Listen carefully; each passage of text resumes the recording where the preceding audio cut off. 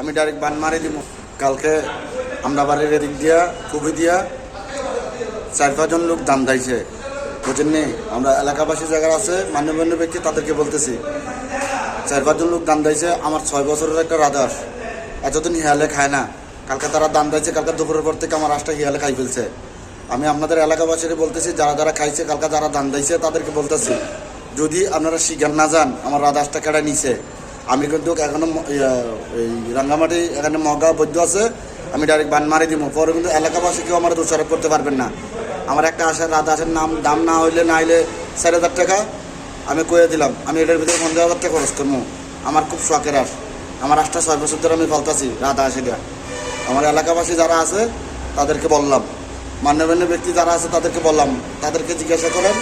পরবর্তীতে আমি বানটান মেরে কারো কিছু হইলে এটা কিন্তু আমি দায়ভার থাকবো না। আর বাইরের যারা আছেন তারা আমার এই ভিডিওটা শেয়ার করে দিয়েন।